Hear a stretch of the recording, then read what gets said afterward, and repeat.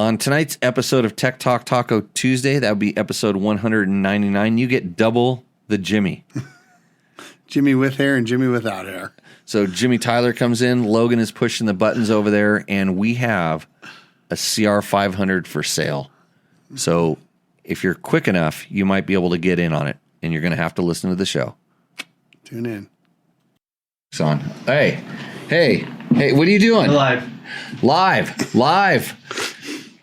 from Prump. Let's do this. Tech Talk Taco Tuesday, show number 199. You'd think. Is it really? Yeah, 109. You'd think after 199 times, somebody in this operation would have it all together. And it sure isn't me. So welcome, everybody. Thanks for joining in. Hello, everybody. Jimmy Tyler here. Yeah, so we got another Jimmy. Now, so when you say Jimmy, I have somebody to answer the questions. Yeah. Thank God. And over there pushing the buttons, Logan Tyler. Yep. You got the Tylers back out in Prump. They came out here. Logan, how did the drive down the driveway go? Oh, it was super good. I don't have my tractor here, so I can't fix that, you know. So I'll see you in about a week with the shovel. Yeah. You know what I mean. So we had a little rain. We had a hurricane. A little hurricane blew through. So wet dirt today. That's maybe I'm going to use that as my excuse for being underprepared the whole time, because I went riding today. I went and saw a river that's normally dry, that's very wet. So I tried to ride down to Dumont, and the Armagosa River is flowing. You can't get there, huh?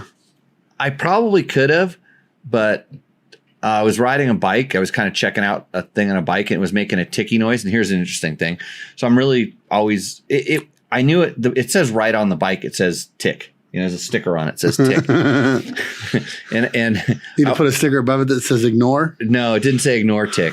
So it just says tick. And I'm not really sure where it's coming from. I kind of have an idea, but not exactly. Because if I had the idea, I'd go fix it. Like, I'll just go ride it and whatever. So I'm wandering around like all by myself out in the middle of nowhere. At least I got my tracker on. All the roads are closed, by the way. Like you cannot get there. You would have to go the way that I rode, literally down this wash called Sperry Wash, which is completely washed out. Yeah, like, I bet. It's butter. No more UTV bumps or anything. It's all just, there's water still coming up out of the ground, all that stuff. So I get to the point where the Sperry Wash interjects with the Armagosa River, and it's actually down about 4 feet. I mean, it's just kind of like there's a drop because Sperry Wash rarely flows, and then the Armagosa does in the winter, and it'll make a cut. And so when you're riding up to it, and there's trees and bushes and stuff, and I'm riding up to it, and I go, oh boy, that tick just got worse. It literally, it was like, this isn't good. And I'm really a long ways away. So I just shut the bike down, and the tick didn't go away. It was the freaking river and the rocks. Because they're freshly. Yeah. Rocks clacking in the river. Oh, that's good. As we, as it rolled down. So, anyways, welcome everybody. Thanks for joining the show. Good to see everybody. Brenda's getting ready to go ride some Hero Dirt tomorrow. It was Hero Dirt, and it could have been like Death Dirt, because it was places where it was dusty, and then you would hit like a mud bog, kind of like we did in my driveway. Yeah. It's all good until it's not, and then you're literally like, you feel the front end going in, and by the time you feel the front end going on, you get on it, and the rear end's in that same putty because it's just saturated in certain spots, and it just hasn't had time to soak in. So, pretty good thing. Oh, I know what I wanted to do, because I'm an influencer. There you go. I get stuff sent to me all the time. You want to go through this because you know how everybody likes sending me products, and I'm going to do an opening on the show. I'm going to do a box opening. This was actually it came during the rain. I can see it. It's products. This is gonna be the best product. It's from one of the companies that I love. So I'm gonna open it up here so everybody can watch me open it on the show, because that's so cool when I open a box. It's the best motorcycle parts ever, right? Oh yeah, this is I get so much stuff I don't even know what it's from. Hold on, let's look in the box what we got. A lot of stuff on the internet I don't get. Opening boxes. Oh yeah, you open. Well, I'm trying to get ratings. Remember we used to do this, Logan? Yeah, I remember. Try to get Logan. It's a lint roller. A lint roller. No, it's got to be for a motorcycle. It's it goes on the handlebars probably, and it makes it better. So it's. I should get my promo code. The promo code? Does anybody have the promo code? That thing looks like. You sure this don't go to a swimming pool? You're getting close. Yeah, it's not it. I just want to be like everybody else on the internet and get like 10,000 views. It's a filter. It's a sediment filter for a water system thing. Okay. Yeah, because there's a water system I'm working on that has way too much sediment in it. But yeah, no, I'm not like everybody else on the internet. Promo code. If you want to support the show, we do actually have sponsors, believe it or not. And I didn't go over to the printer. Maybe Jimmy can Jimmy can run over to the printer. Don't trip on that cable over there that I did. You'll shut the whole show down. Right. And remember to take the headphones off. The printer, I printed out all of the stuff, but I can really list off our sponsors mostly by heart because they've been with us for so long. Of course, it's Yamaha, Moto, bringing you the Rooster Endo segment. I think we are looking for Rooster Endo submissions. Email matt@jimmylewisoffroad.com. Scott Sports. Well, my product of the week is definitely Scott Sports. It's in my hand right now. It's in a box, too. I'm going to open it on the show later, so get used to it, okay? Climb.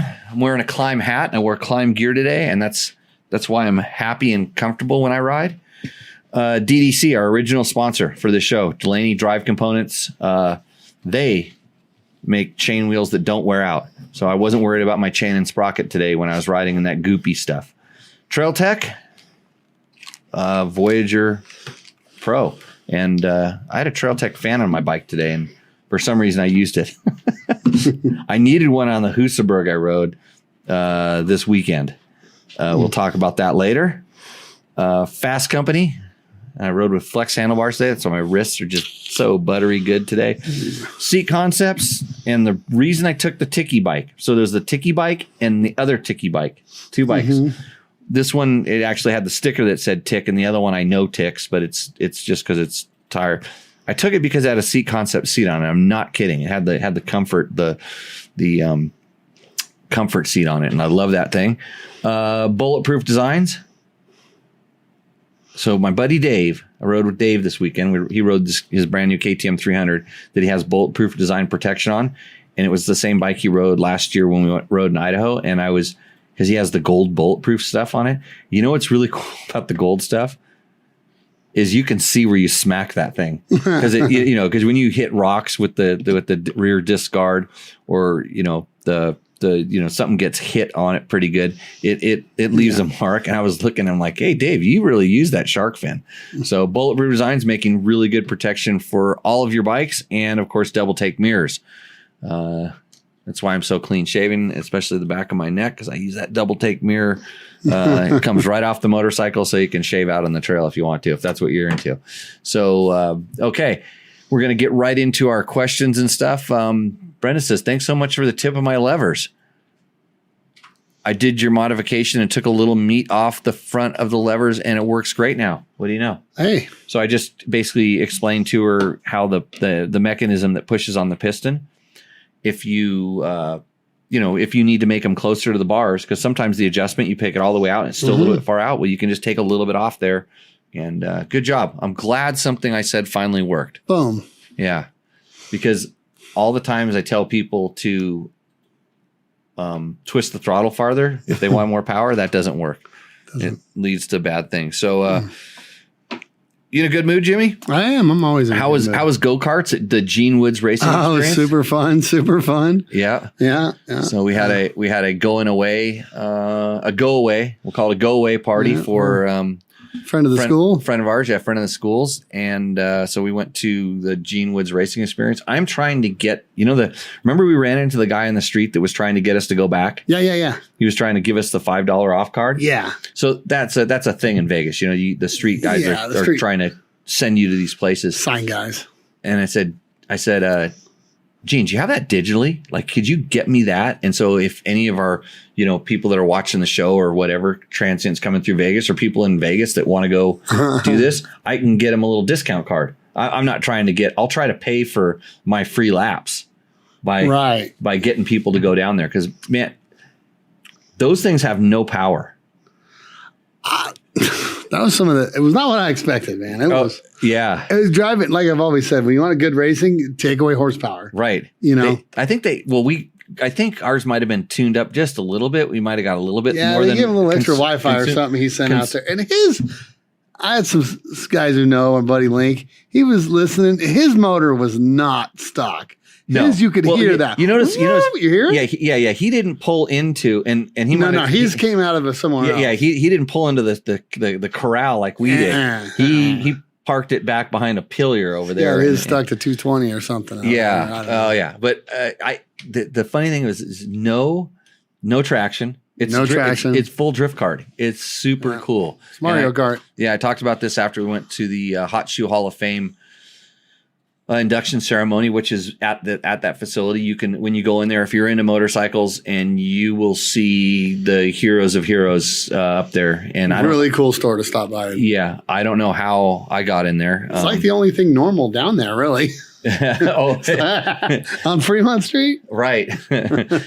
Yeah, we really wanted to go see the Kick Me in the Nuts guy. Yeah, never found him. No, he took Monday night off. Yeah. Lucky Logan's, immune to some of that stuff. Yeah. There's some life lessons walking around down there, Logan. What? Yeah. That's exactly what he said when he walked by the nun who was in the wheelchair that had her knockers hanging out. Yeah. So, okay. Mark Daniels had to go get some tacos for Tech Talk Taco Tuesday. Good on you. And getting past him. What are we talking about? I missed Bill O'Neill's thing. What do you comment on there? I'm not really sure. Anyways, thanks to our sponsors for hooking us up on this show, helping us stay afloat here. Of course, you can click through our Rocky Mountain and Amazon links on dirtbiketest.com. Go there. And when you do your shopping, and we get a little chunk of that, it helps pay for Logan to come back and fill in the hole you dug in my driveway. So holy knockers, that's Victor. That's what those were. They did have one. There was one just Mickey Mouse. Somebody was dressed up as just Mickey Mouse in one of those circles. You probably missed it. I didn't see that. Yeah. It was just Mickey Mouse. In a G-string Mickey Mouse? No, that's the thing. It was just completely, totally that standard. Make sense to do that. like one for the kids. But I said, Logan, I bet you throw Mickey a couple bucks, and yes, there's going to be a surprise. Something's going on there. Yeah, the nun turned out to be a dude. So after she stood up. Oh well, no, that was a different one. Oh, there's a lot of nuns. Well, yeah, I'm pretty sure. With the mask on, pretty sure that in Vegas, the churches and the strip clubs are closed on Monday, and since that's what everybody likes to do, I mean, strip or go to church, they really like it. And they can't go on Monday. They just go out to the Fremont Street and stand around. It's good stuff. Yeah, stand around and do what they would do ordinarily. They love their job so much. It's good stuff. Yeah. So okay, are we going to have a Rooster Endo set up later? That's what I'm working on right now. Yeah, Logan's cranking around. I see mouses moving. All kinds of stuff going on here. This show is very professional at 199 episodes. I was actually thinking, Jimmy, I was thinking that I should come up with an actual real format for this show, starting with show 200, like have some real, like time to switch it up. Yeah. Kind of segments, where you actually do something, get, like a real show where you have like an intro music thing. I thought we did that somewhere around 100 though. Well, I was going to do it at 100, I think. Actually, I was going to do it at 50. I think 50, we moved it inside. No, we're still someplace else, or we did it right there. No, 50 we're doing it still there. Early, like 10. Because this is Logan's summer learn how to use a chop saw project behind us. Yeah. Remember that? Uh-huh. Yeah, Logan, go get some wood and stick it on the wall. And then so that was when was this? This wall? Yeah. I think it was like 98. I think that was right before 100. We were gonna have a whole new studio thing by 100. So maybe we'll do that. So got a couple questions up on the chat. So if you want to ask questions, this is what we're here for.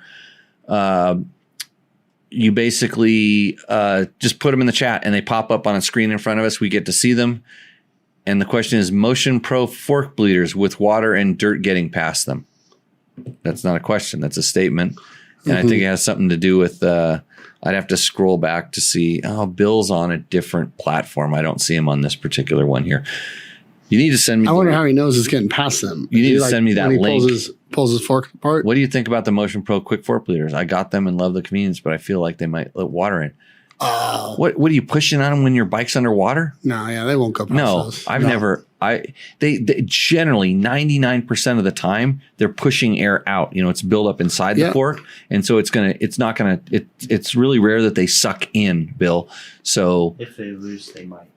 If they're loose, how would they? They would if they're loose. Oh, meaning like the slot. Yeah. Yeah, but then they squirt. Then oil's always kind of you would know it right away if they're loose. Sometimes they interfere with some of the adjusters, and there's different reasons to make them work and not work. But I've never had a problem with any contaminants getting in to them when using them.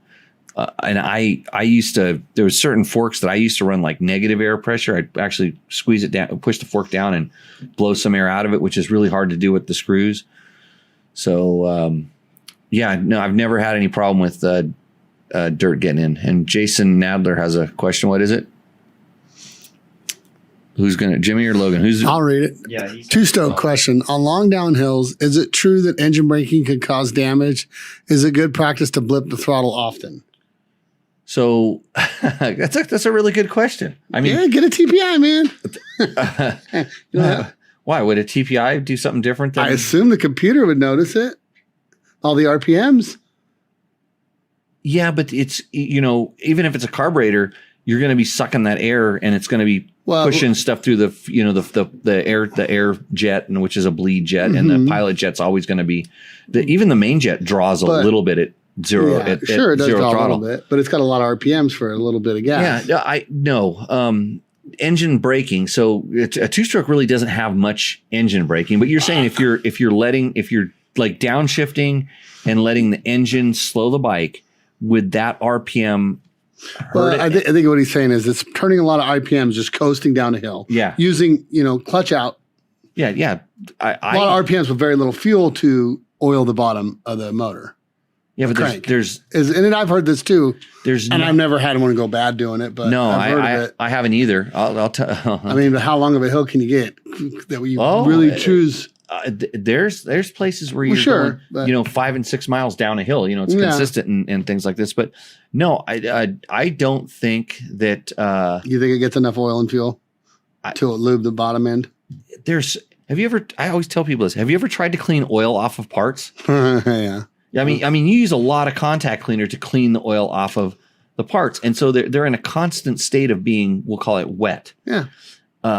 And since when you're going downhill, it's not like a high load. There's not a lot of combustion going on in there. Not a lot of. So there's that heat and that stuff which would compromise the lubrication. Mm-hmm. The heat and really there's not a lot of force on it. I mean, it's kind of like just the weight of the bike. So let's say it takes 1 or 2 horsepower to coast, which is kind of what the bike is doing. And it's doing it's pushing. But once you get on, you put 7, 8, 10, 20, 30 horsepower through that motor. That's a different kind of a load on those parts. Yeah, I was going to say it's got the RPMs, but very little load. Yeah. So that oil is just kind of I've never think, is it good practice to blip the throttle often? So what type of bike is he on? I'd like to know specifically what he's on, because I didn't see the. Let's say a YZ250. Scroll it down a little bit. Did you email me that link through the link for the? Same. It's always the same. Yeah. Really? Uh-huh. This is news to me. But okay, I'll find it somehow. So Jason, we'll see if he pops up the the thing there, and we'll get in. Is it good practice to blip the throttle often? I don't give it more oil in the bottom end. Yeah, I don't think it could hurt. You definitely won't. But right when you blip it, this is the funny thing is right when you blip it, it goes lean for a second. So if you're borderline and you blip it, you know, this is the funny thing about like, yeah, so I didn't know that they went in the desert when they taught me to shut the throttle off, they're like, slam it down. Like, don't roll it down. Don't roll down. And then when you come back on, like, roll it on, you know, because if we were having problems seizing bikes, and there was all these different bits of advice that were given to me from a lot of different people and a lot of different things. And basically it just came down to just make sure your bike's jetted right and you're running good oil, and, you know, you're running the proper oil gas ratio and stuff like that. And thing. Joshua L. Arney wants to know, did you make the T7 suspension install video? Any update on performance? No, I didn't do an install yet. Did I do a video when I installed it? I don't remember. I remember taking some pictures because it's real easy to get the stock shock out. The stock shock, you can just you just disconnect it from the linkage and move the pull arms out of the way, and it'll drop out the bottom. But the swing arm has to be up, like level. It can't be hanging down. So you have to make sure that the bike is suspended in the swing arm. You're able to lift the swing arm up. But with the TourTech shock that I got, I had to run it in. I had to take the mud flap off and run it in from behind and put it up in that way. And I was able to do it with the wheel on, which is actually pretty nice. I mean, so there's a lot of room inside of there. So no install video yet. That's my next one, but I actually have to go ride the bike I've only got a day or so on it to assess the suspension. I kind of wanted to break it in before I started playing with it, but it was pretty good. Like right off the bat, it has better bottoming resistance. I thought it was going to be really soft because it's TourTech and they're more on-road focused. A lot of the development was done over in Europe, not here. And so I was they wanted me to try it to see what I thought. And like I said, it came pretty good. And I think the only thing I want to do right now is start slowing the rebound on the rear down a little bit, because it just felt like it was kind of a little unbalanced, or maybe open the rebound up in the front, but I haven't got that far. So that's where I'm at with that. And Brenda says, no go on the fork bleeders for them. I think they have bikes with the big giant preload adjuster on top. I think they're KTMs. Who is she? She has she sent in a whole bunch of old KTMs for Rooster Endos, like 99s, 97, 99s. And somehow the infectious disease of wanting a new bike affected her. And they got new KTM 300 TPI bikes. And they might have got factory editions or whatever they call those things. 6 days. 6 days. Mm-hmm. Well, good for her and them. Us. Yeah, all of us.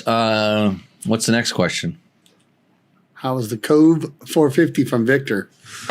Victor. What is that thing? I saw you riding it. I don't know what a Cove is. Okay, I did a whole video on that. Whole long 21-minute video where I tell you exactly how it is. Oh. So how was it? Surprising. Good. Very surprising. Like the stuff that I expected to have issues with, which was durability and things like that, nothing.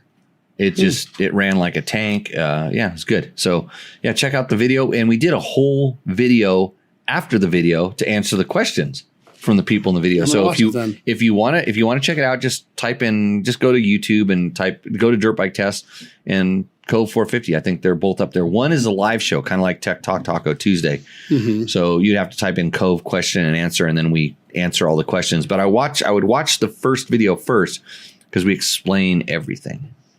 Yeah. Beam Echo says, I think he's talking about fork bleeders. But right. Yeah. Maybe if you blast them with a pressure washer. I'm now really curious about this because I'm thinking about where the hole is, the actual hole on it, and I don't think it's like right at the surface. I don't think so either. I think it's way down there. It's like it would be tough to get. It would be tough. I like them. I've used them. Always used them. I don't have a problem with them. Yeah. Utah Desert Racer is a blipper on the downhills. So that's always how you can go wrong with it. Always safe. And then the forks specifically. So on the forks, all I did was change out the fork springs. It came on the Tenere 700. We're back to this. This is the interesting thing about these questions is it's like 3 or 4 discussions going on at once. Yeah. You have to. It's like kids at school with cell phones. Did they lock your cell phone up at school yet, Logan? No. Ever been around a campfire? That's kind of how it goes too, you know. Yeah, that's what this show's like. It's like like campfire talk. So with the forks, all I did was I didn't even take the forks off the bike to drop the springs in there. And the fork kit came with oil. And I think it's a little bit heavier weight oil. But when I pulled the forks out, I noticed that the oil was pretty clean. And so I just went ahead, when I pulled the springs out, I just went ahead and dropped the new springs in because new springs they can dirty up oil a little bit sometimes. So I just went ahead and dropped them in. I was going to ride it like that. And then I was actually going to pull the forks off and then do all the oil measurement. I'm going to measure the oil that was in there to find out what their height was. I'm going to measure the oil when I put it back in, basically do a service on the fork.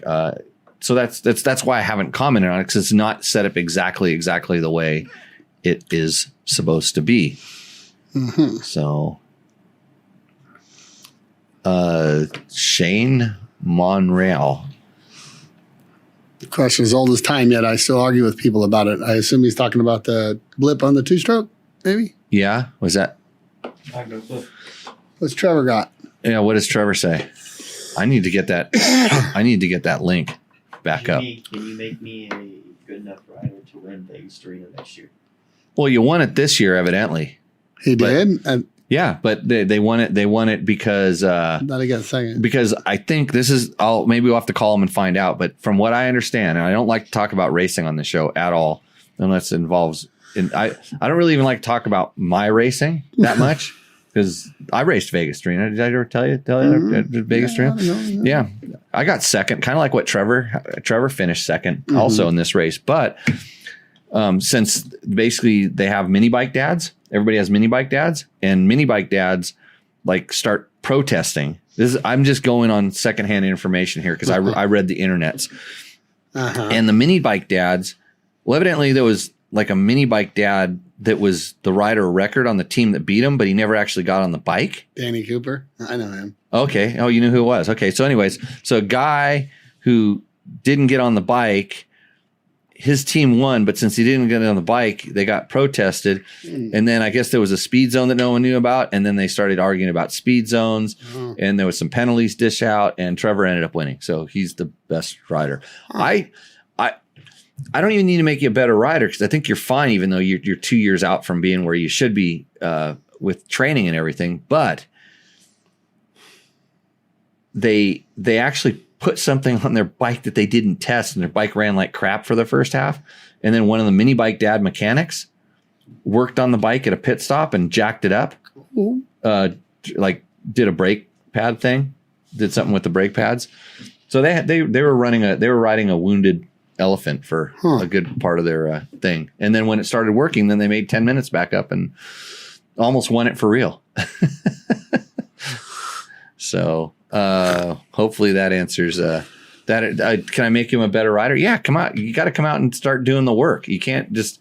He asks me usually like a day before the race. He's like, "Hey, can you help me with my riding?" And I'm like, "For next year or the year after?"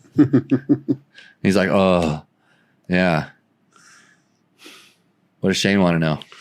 Oh, he's got a 02 YZ 250. I think I guessed that. 91 fuel Maxima 927 premix. Oh, what would you premix it at? No, you shouldn't ask him that. 40 to, I do. I've seen you a little bit of this, a little bit of that. It's always usually a little bit of the exact same stuff, I mean, or it's. I mean, a little bit of gas, a little bit of oil. Yeah. The 40 to 1's 40 to 1. Pretty good on the older bikes. But 927s, that's the caster, isn't it? Yeah. Or is it the synthetic? 927 is the old bean oil. It's the caster. Yeah. Yeah. 40 to 1 is fine. I mean, it really, and also Shane, it really depends on how you ride it. Like if you're lugging the stuff around and just cruising, then you can go, 60 to 1. If you're sending it, 32 to 1 would be the most I would ever do, especially with the bean oil. But yeah, try that. Well, Brenda just got regular 300s, I guess. Okay. Oh, his non-TPI? Yeah. So no, they're TPIs. Yeah. So I'm trying to find the link. I know I have it here someplace. I never know. I can't keep track of this stuff. I just lost it. What is Josh? What do you think of running what? A new rear and just progressive springs, not cartridges. Front. I don't have cartridges.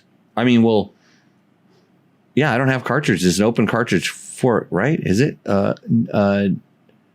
Is that what I was talking about? Yeah, I'm trying to think that whether it was. I think it's an open cartridge fork. I really do. Because like I said, I didn't open it up and stuff like that, but it acted like an open, spring on top, just the push rod. Because I just disconnected the cap and threw it on there. I didn't even look at it, but it's not like a big cartridge in there. It's. I honestly think that you can just spring that bike, just put just springs on the Tenere and you'd be fine. The TourTech shock has high and low speed compression. So that's just an added tunability that I think will be really good. Or he says, or should a guy just spend the money for full front and rear? I don't think the front is that too bad. Rear has to go. I don't think that the rear is that bad. I mean, I rode all the way back from Washington with 128 pounds of crap on my bike with the stock rear shock, and it wasn't that bad. I mean, yeah, there's a couple times it bottomed, but I fully expected it to bottom. But a spring would have helped that a ton, and I'm pretty sure someone could go in there and valve it, but I think the TourTech's just a one stop option to throw it in there. And now we're now back to the gas. Okay. Yeah. It's going Tenere suspension, gas. Tenere suspension, fork gas. bleeder. Little splash of fork bleeder here and there. Read the question. Jimmy, race gas versus pump gas. My old 07 CR250R. Race gas made a difference. My new Beta 300, I tried it once, didn't seem to feel any different than pump gas. Any thoughts? Twist the throttle more, maybe? So, no, it doesn't matter, Utah, because we're going back and forth because that's the way the questions come in, because there's a little bit of a delay. Yeah. And we answer them, and then they kind of pop back in. So what do you say? What do you say about the race gas? On the new Beta 300, I kind of semi got one of those actually, and I wouldn't bother with it. Right? They got good modern ignitions and stuff like that where I don't see any advantage to it. It costs more money to get. So doesn't sit as well, collects water easier, some kind of things like that. Are you racing? I mean, do you need do you need the 10 tenths out of it at that point? So I kind of believe that when in the old days for sure, you could feel a difference with race gas and on the older ones that, like, I would call it like we'll call it digital ignitions. That's what I was saying. The modern ignitions. Yeah. The modern ignitions seem like they're able to tune it better, and they can get that kind of snap that the race gas used to give you. And I always kind of felt it was tingy and it make them hit harder, and I didn't necessarily like it. So I was never a big race gas fan. And even in 4-strokes, a lot of times it made them feel flat before they really made power. Like it gave them kind of this, they'd have hit and they go flat and then they make power on a lot of the bikes that were, even set up to run race gas. When you put race gas in a stock motorcycle, I feel like you're just throwing away money. Yeah, that's kind of where I'm at. And then like you said, and I think there's a great comment. Yeah, it does collect water easier. It doesn't last. It can eat up the gaskets. I mean, manufacturers test with pump gas for a reason, because that's what they expect you to put in there. So when you start putting this weird stuff in certain things, that there's other catastrophic effects. Okay, next. I don't. Oh. For high compression, That's a different story. yeah, then all of a sudden, yeah, you're starting, and that's when you might start needing it. Mm-hmm. You know, when you start running more compression, you would definitely. Super minis and things like that are kind of bored out and on the edge is probably not a bad idea, right? It usually doesn't hurt. Yeah. You know, they're on the edge of running hot maybe because they really weren't designed to be a big bore, etc. Yeah, we when I was doing stuff with 125s, I was playing around with race gas and and then when I was racing KTMs, I was sponsored by F&L Race Fuel, and so I got basically a 55-gallon drum every month, which I could burn through pretty quick. So my practice bikes were always pump gas, and then on the weekends we would run the race gas in the race bike, but I had to jet it for it, and it was like kind of like, oh, this is a pain in the ass, you know. But the one thing with the F&L, because I used to use like it was trick race gas, and then and I never really did much with VP when I was racing. I was kind of done when VP started coming around, but there was inconsistencies in some of these other brands, and now like especially with VP, there's 10 different kinds. Oh yeah. And like and they make some that's specific. It's like, oh, this is the 125 stuff. It's people stuff know this, but I think it's I don't know. There's probably a lot better ways to.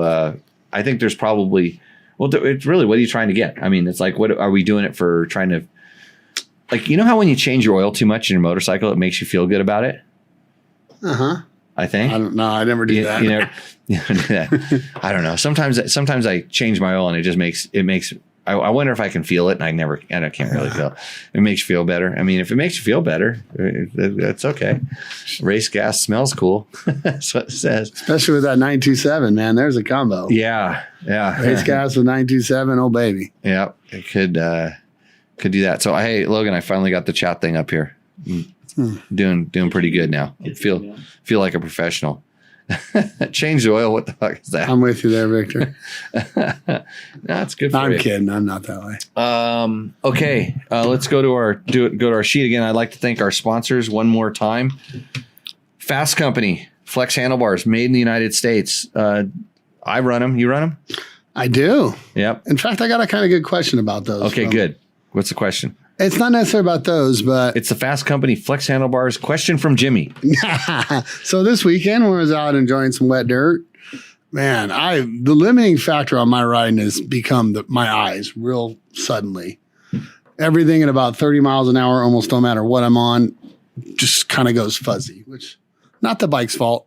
So I tried a bunch of things to kind of see where I would be like riding on my heels, like the very edge of my toes, just to testing, not like.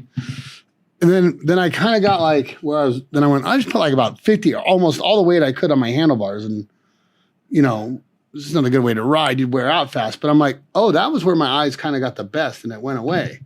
So I'm thinking about, I'm going to get them anyway, no matter what the hell you say. But I'm going to get some of their pegs.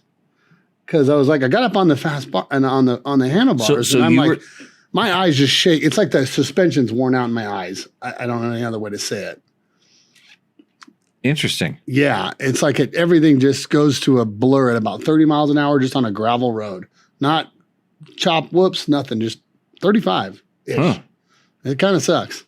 So. And this is on which bike? I'm on my new Beta 390. 390. And it doesn't necessarily vibrate. No, it doesn't. No, not excessive. And it's not really a vibration thing. I don't think it is. Because I would try sit in the seat and you bite the seat, all that. But if you went up and you if I just got put weight on the handlebars, essentially got my feet as light as they could, which is the worst thing you can do for your motorcycle handling. Sure. Yeah. No, this is But then essentially got like maybe. I wonder. Got my feet as light as I could. I wonder if in doing that it tightened some muscles. Oh, maybe on your neck or did something a little bit.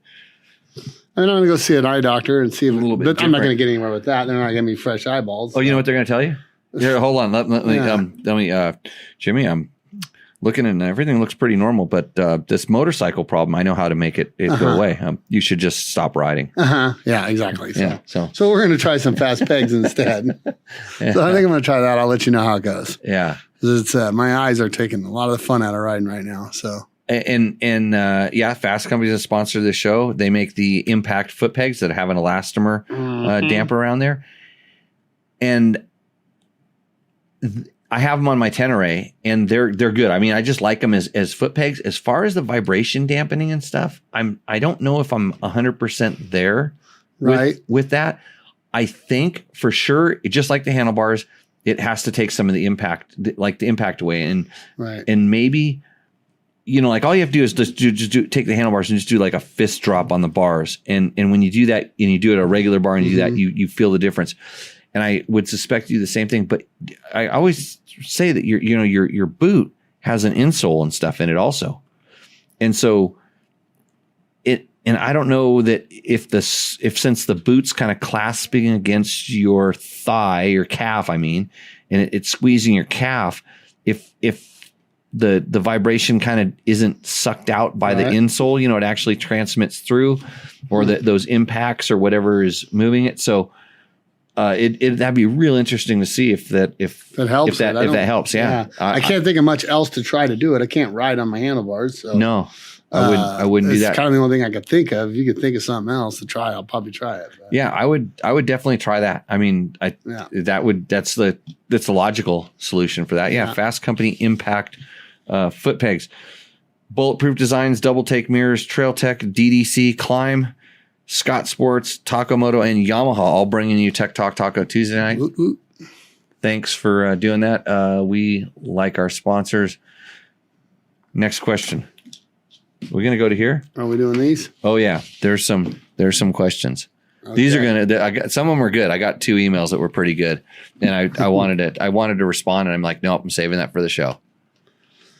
Okay, that fortunate guy did a video saying you should rev the engine, and I always hear you saying you should lug the engine. Who's right, Hank? Fortnine guy. Fortnine. So he does. I've never heard of him. So he does in a very Top Gear style. He does these. He's a Canadian kid, and he does these videos where he sometimes tests a bike, or he doesn't really test a bike. He just kind of goes off on a tangent, and he reached out to me once and wanted to get a photo that I had. I had a photo of some KTM stuff, some direct injection KTM stuff, and he was obviously working on something. And I said, yeah, I can get you the photo, but I'd like to get some credit for it. And he goes, no, he wouldn't give us dirt bike test or anything. No credit for it. No, he just wanted to just. Yeah, mine. I'm like, oh, then you can buy the photo, like, okay, then we can sell you the photo and you can have the rights to use it. And but anyhow, so that's how I found out who he was or what he was doing. And then I guess when the Tenere came out, he was, because he's and I watched this video that the one that they're talking about, because I had to go watch it so I could comment on. He's a physicist. I think somebody else around here used to be a physicist or wants to be a physicist or something. Not impressed with physicists, because like they I don't know. So they think too much. Anyhow, so he was the one talking about like the countershaft position, the swing arm was the cause of the Tenere's handling stuff, and it was like, no, that was just because that's the way it was. It wasn't. I talked to some engineers from Yamaha about that, and it was like, that was the only way we could do it, because it's not common, the countershaft to swing arm position. But he said that was the reason for the traction control of handling feel. I don't remember what it was, but it was like, again, somebody who thinks too much and doesn't actually apply. So his thing here is he's on like an old Suzuki, kind of like a Yamaha Fat Cat, but the Suzuki used to make the one that was a 2-stroke. Really? And it revved like 3,000 RPMs. Yeah. It just went blah. And so he does this whole thing about how it's better to rev your motor, because then the torques, the torque isn't so strong on parts. Like the RPM, the spinning, the higher RPM is going to make your engine last longer, and because everything's already moving. It doesn't. Yeah, it's not like lugging or chugging, and it's he was talking about how, you know, he went in, you know, and he's a smart guy. He's educated and he does entertaining videos. And he talked about how, like, at what temperature carbon melts off the top of a piston and these different things that were definitely a plus for RPM. But he basically saying, yeah, rev your bike.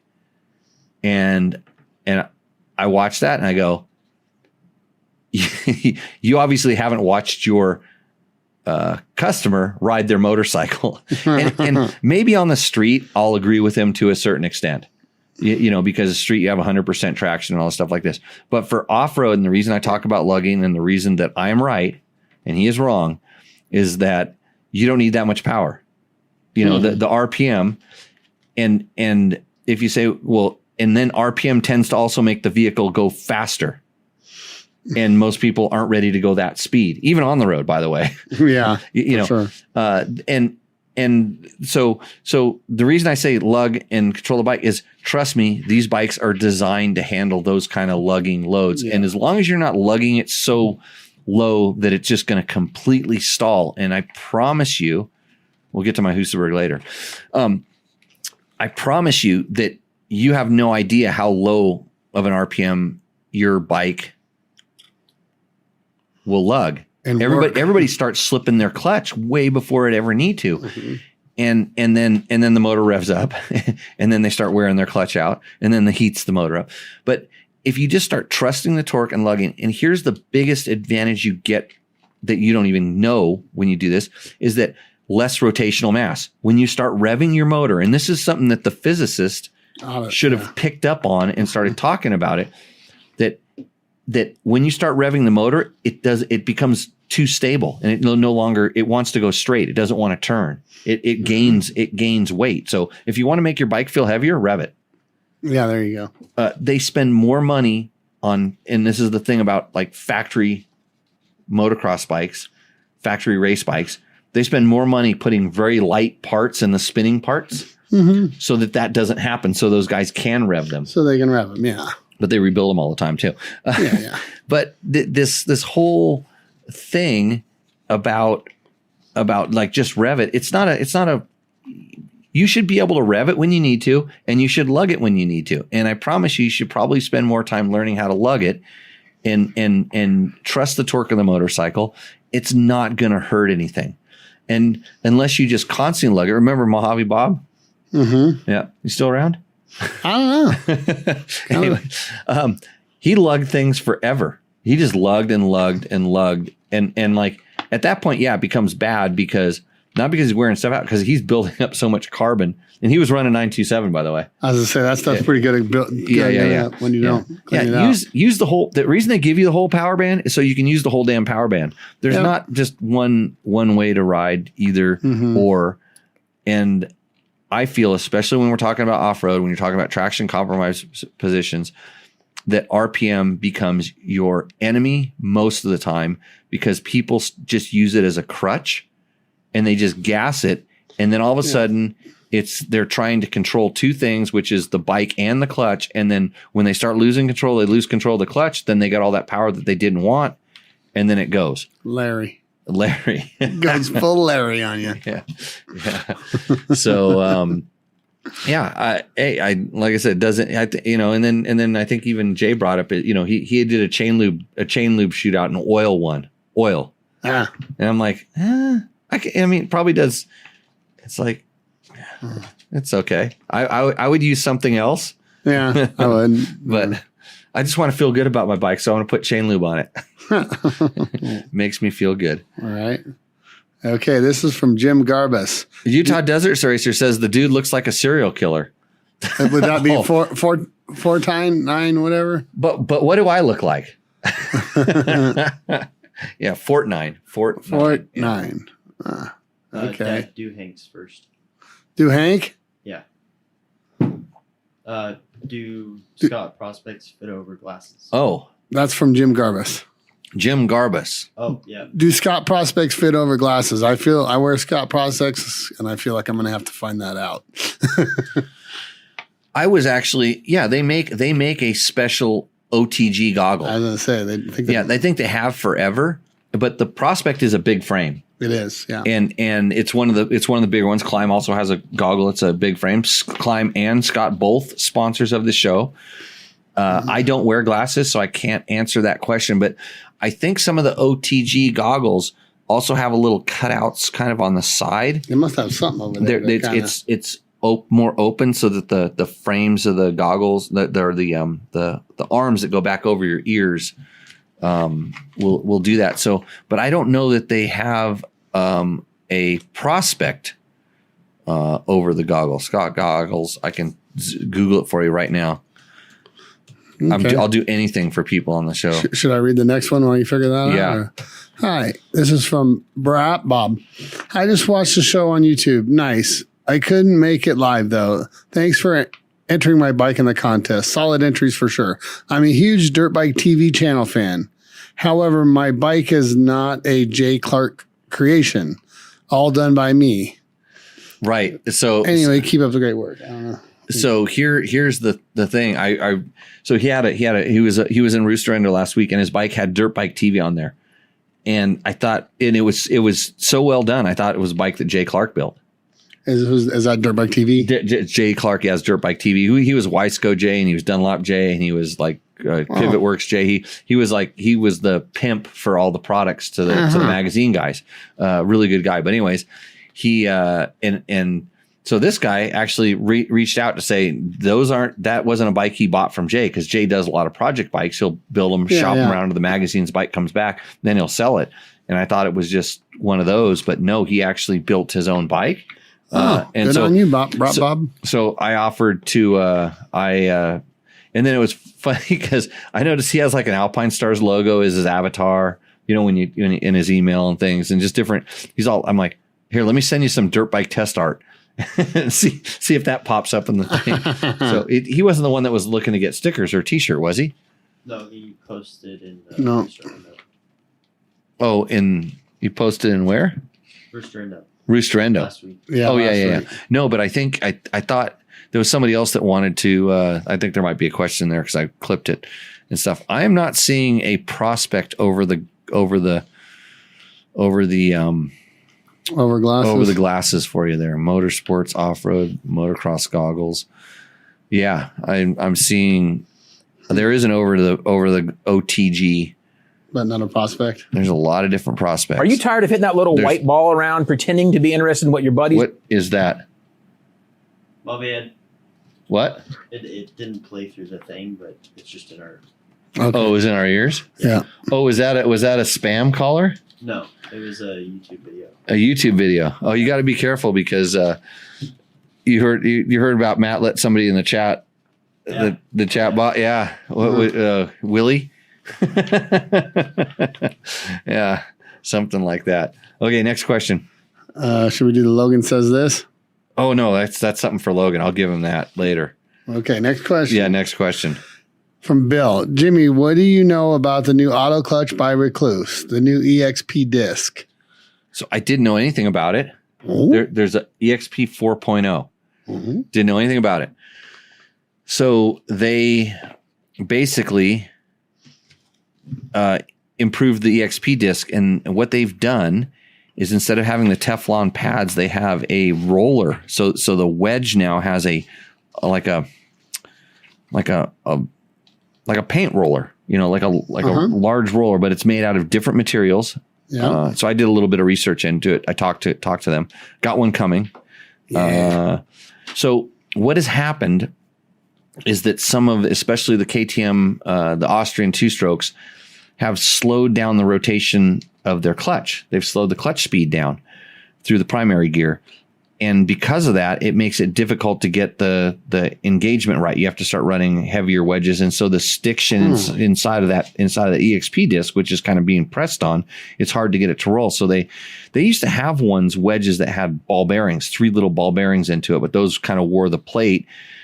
Then they went to this Teflon pad, which I get 500 hours out of pretty hard use. And so this is a whole new system that's going to make it should engage freer, easier. Mm-hmm. The part can be made heavier because that roller in there, so they can use different materials in that, and then make the wedges heavier as they need to be, and then run lighter springs. And so there's a lot of interesting stuff to it. So I will go ahead and I'm going to be testing one real soon, so I can, because I can't tell you how it really works. There, and believe it or not, there could be some disadvantages to this, because I tested in the old days, the ones that had the ball bearings on it. We tested ones that were ball bearings / Teflon sliders. And we actually tested one that had, instead of 3 ball bearings, 5 ball bearings. And there was a point where they got too slippery. They actually moved, like they were too, it would engage too quick and actually stall the bike. And then it would freewheel too easy, disengage too quick.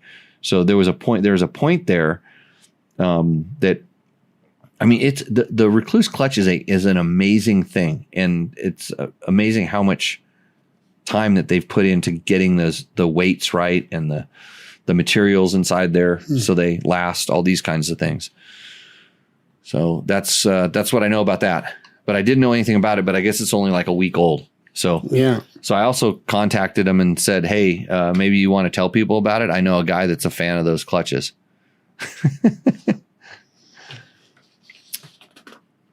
Motor Design, Moto Sport Zzz, says Moto Design and metallurgy is so advanced you can bounce it off the rev limiter or lug it to where you can count the RPM. Designed to run in those parameters. Fun. Used as desired. I agree. Totally agree. And what's our next one? Is that a question? I don't know. You got to read it. Okay, I think a good topic for the show would be to cover all aspects of clutches. The clutch itself, OEM, DDS, auto clutches, torque drive, and then the controls. OEM cable, OEM hydro. Clake and 3 different models they offer. Different aftermarket control levers along with the left-hand rear brake. What do you think? And what clutch setup is different are for the different riding applications? Of all the controls on our bikes, the clutch is probably the most important and the most misused. I think it would be a good discussion. Also, do you guys drink as much as when you ride as you do on your show? If so, I want to party with you all. Okay. Some of us do. So some of us don't. No, you don't want to ride with me. No. No. It's agreed, right, Logan? When do you want to come out and go riding again? Soon. The dirt looks great. Yeah, it's a little mixed today, but so that was the same guy. He sent me back an email when I said I'd look into it. So he wants the end all do all kind of clutch, and then clutch we'll call it clutch override systems, clutch replacement systems, comparison. And for what they work for, like is a cable clutch ever better than a hydro clutch? Yeah. So that would cost maybe 30K. You got it? Shit, never mind. 30K, I could do that for you. 300. I mean, if you really want it done properly, like a real solid evaluation. But I've used all those different things, pretty much almost every single ones of those different things in different times. Run the same bike with multiple different systems, whether it was springs to DDS clutches to a Recluse, to the manual, to hydraulic, to cable, to blah, blah, blah. Stock clutches are pretty darn good. I've also got to pick my worst bike. Yeah, I was gonna remind me right after the break. That's what I'll do. I almost thought I had it, and then I changed my mind again. So the clutch thing is, stock clutches, like I said, are really good. When you start getting into this clake stuff, and that's a clutch brake combination lever. So imagine this. You pull on this lever, and in the beginning it disengages your clutch, and if you pull it farther, it activates your rear brake. Have you ever seen this before? No, I thought he misspelled something when he said clake. No, there's a guy in Australia that makes them, and it looks like there's 3 reservoirs and there's like 18 different adjustment screws. It's pretty complicated, and we've had a few people bring them out to the class, and so I've ridden bikes with them before, and I bet if you practiced with it and got used to it, it could be pretty cool. But I what I know, and we talked about this just earlier, it's like with the RPM and stuff, people lose control of their clutch. So now all of a sudden that lever is doing two things, and you start having to muscle the bike or something like that, and you disengage your clutch and then activate the brake because all you wanted to do to disengage your clutch, but then you lost it. And guess what? While you did that, you lost all your momentum now, and then your throttle twists a little bit farther because you're out of balance and you hung on the handlebar, and then you released it, and all of a sudden you get another boost. Double the. I can see that. Double the. I've never seen it before. I've never seen anybody do what I just described. The Recluse has advantages and disadvantages, and there's all these different things. A diaphragm spring has some big advantages. That's why a lot of companies are going to it now. And there's some disadvantages to it as well. They're a little bit finicky on different things. So yeah, the stock clutches are pretty darn good these days, especially. I just smoked one of my KTM. What? Yeah. What were you doing? No, man, it was the reservoir's fault. The back check. The reservoir. Yeah, the back check or whatever you call it. The back bleed valve was somehow got something stuck in it. So it was kind of always when you let the clutch out. Oh, you sure it wasn't? It wasn't that the thing was screwed in all the way so that it couldn't release the pressure. What thing? The adjustment. Down on the slave cylinder? No. On the lever, at the lever. Oh, so, no. Definitely not. Okay, so I've seen people. I took the whole slave cylinder off of there and put it in vice grips, and you couldn't get it to go back. Oh, okay. I mean, actually, I put it in a C-clamp, but. Right. So what would happen was, and when I wouldn't do it all, you'd clutch, in, out, and then it would just hydrolock, basically. There's nothing, there's not a check valve or anything in there. I don't. Yeah, all I did was I took it off out of my buddy micro whatever, put it in the ultrasonic. Clean it.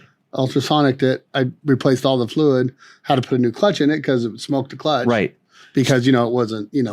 Okay. It was like it was being feathered. Okay. So I've seen him cock a little bit, get a little bit crooked, and then lock that way. That might have been it too. I rebuilt the whole thing. So. Oh, so you rebuilt it before this happened? No. I had when it happened. I had a micro, or whatever you call it, ultrasonic. Thank you. I don't know. I can't think of that right now. And rebuilt at the same time. Okay. Because it would work. Sometimes you left the clutch, and then sometimes, and I'd sit there with a C clamp. You could not push that slave cylinder back. It would not allow fluid to go backwards into it. And there's no way that the lever up at the handlebar was pressed in a little bit somehow. Nope. Okay. I double checked all that. Yeah, because I've seen that before where it's up there. I think you can get a rock behind it and make that happen. Well, like most time people have hand guards, and their hand guard does it. Their hand guard just holds it in far enough so that it won't release the pressure. I double checked all that and had no hand guards on it, and had the slave cylinder off of it 50 times because it would come and go. It had to have a little something in there. I don't know because it would come and go. Yeah, it's only bike's only a year and a half old or something. Right, I've heard of this happening before, but. Apparently that's first for me. I haven't experienced it myself. Yeah. Okay. We have any new questions that have popped up in the chat? Nothing. We're into it for an hour, so we're going to go ahead and take a quick little tequila break. Tequila break. Yeah, we'll come back with our tequila tonight. The Inquieto. Yeah, Inquieto tequila reposado. Okay. What's up, Moto Buddies? Mike here from Taco Moto Co. What is the Taco Touch? It's the best service in the industry. Virtually 24/7 tech support via email or text. And it's like having a dirt bike doctor on call every day of the year, helping you fix your bike or recommend parts or setups for you. If you've ever received an order from us, you know that the Taco Touch extends to our fulfillment, and our orders come with the coolest stickers that you've ever had, buying parts from anybody before, and a handful of root beer barrel candies. All of our Taco Moto Co. branded components come with a no questions asked lifetime warranty, and we'll even extend out the warranty of other manufacturers, OEM, and aftermarket parts where we can, sometimes for life. We test and tune endlessly and exhaustively and obsessively. We're trying to destroy everything that we can before you get your hands on it to look for weaknesses and to improve it, or to make recommendations to the manufacturer. And if it's something that doesn't meet grade, then we don't offer it on the store. Everything that we carry is something that we have personally used, tested, and ridden, and raced, and knows meets the high Taco Touch demanding standard. Go out and get some adventure. Go. And we are back, and Logan pushed the button at the right time. Bam. So the question from last week that I waffled on was the worst bike ever. And I'm still, all week I thought about this. I kept, while I was riding, when I have my most clairvoyant thoughts, I was thinking about it. And, oh, good. It just crossed my mind again. Because there's a lot of them I was going to go with. There was the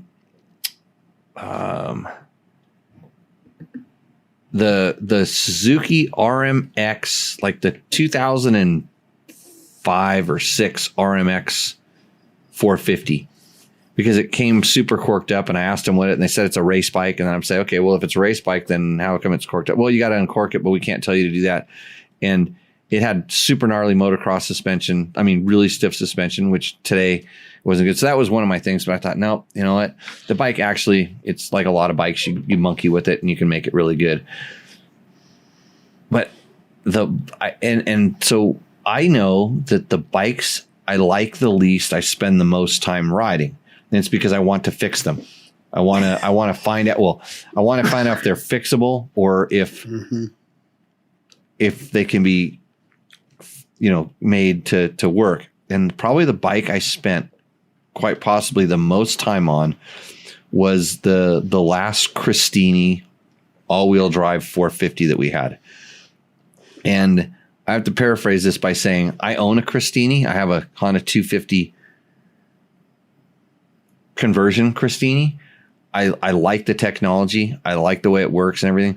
But it was built on a Asian built, like we'll say Chinese or something, maybe even worse, Honda 450X knockoff.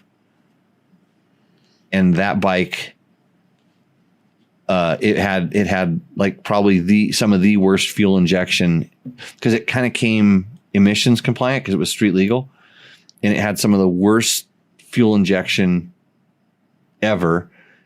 And I spent more time riding that thing and more time trying different stuff. And I mean, to the point where we were getting, because I was helping Steve develop it a little bit more, we were getting the programs and going inside and rewriting the ECUs. And then we got a whole new updated system.